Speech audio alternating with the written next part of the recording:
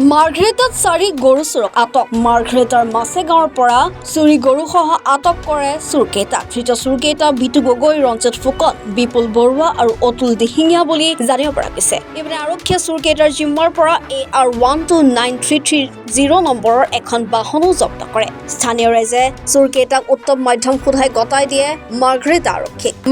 আৰক্ষীয়ে চোৰকেইটাক নিজৰ জিম্মাত লৈ সোধপোছ অব্যাহত ৰাখিছে ৰাজীৱ কিষাণ মই লাখা মানুহ কথা থাকোঁ আমাৰো যোৱা দেওবাৰ ৰাতি 4টা হালবা গৰু ডাঙৰ হৰাইছে এতিয়া কি আমাৰ ফালৰে এটা চোৰ ওলাইছে না এটা পাইছোঁ কি নাম বাৰু পোহেশ্বৰ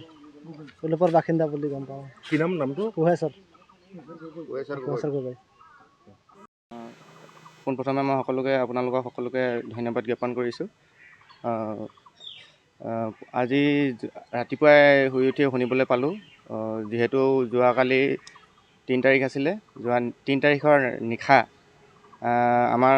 গৰু এহালেই আছিলে মাত্ৰ সেই হাল আৰু লগতে আমাৰ বৰ্তাহঁতৰ 3টা হালোৱা গৰু ডাঙৰ যথেষ্ট ডাঙৰ তো সেইকেইটা যোৱা নিশা হেৰাইছে যিহেতু আমি আজি ৰাতিপুৱা শুনিবলৈ পালোঁ যে ইয়াত মাৰ্ঘেৰিটা আৰক্ষীয়ে তেওঁলোকক তেওঁলোকক আমি মানে কৰায়ত্ব কৰিছে 4জন গৰু চোৰক কিন্তু আমি তেওঁলোকক সন্দেহ কৰিহে আমি তেওঁলোকক চাবলৈ আহিছোঁ যে তেওঁলোকো জড়িত আছে নেকি আমাৰ গৰুকেইটা চোৰৰ লগত বা কিবা সম্পৰ্ক থাকিব পাৰে নেকি সেই সূত্ৰে আমি মানে আহিছোঁ যে তেওঁলোকৰ লগত কিবা সম্পৰ্কত থাকিব পাৰে মানে নেকি গৰু এই আমাৰ হেৰাই যোৱা গৰুকেইটাৰ লগত মানে কাক তেনেকৈ জানিব পৰা মতে আমাৰ জাগুনৰে নিবাসী শ্ৰী ৰঞ্জিত গগৈ তেখেতৰ ঘৰ নামফাই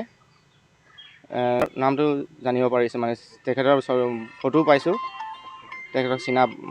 ক্ষমা কৰিব মই নামটো প্ৰথমে ভুলকৈ কৈ পাইছিলোঁ ৰঞ্জিত গগৈ নহয় ৰঞ্জিত ফুকনহে তেখেতৰ ঘৰ নামফাই আপোনাৰ নামটো কি বাৰু মোৰ নামটো শ্ৰী লক্ষ্যজিৎ মেছ আপুনি যিহেতু আপোনালোকৰ গৰুহাল যেতিয়া হেৰাইছিলে আপোনালোকে জাগুনৰ থানাত দিয়া হয় হৈছিল আমি এজাহাৰ এখন দাখিল কৰিছিলোঁ কালি ৰাতিপুৱা আহি পিনে তেওঁলোকে চাওঁ বুলি কৈছিলে কিন্তু আমি ভাবিছিলোঁ তেওঁলোকে সকলোৱে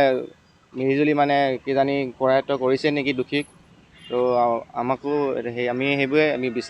উচিত বিচাৰটো পাম বুলি আশা ৰাখিলোঁ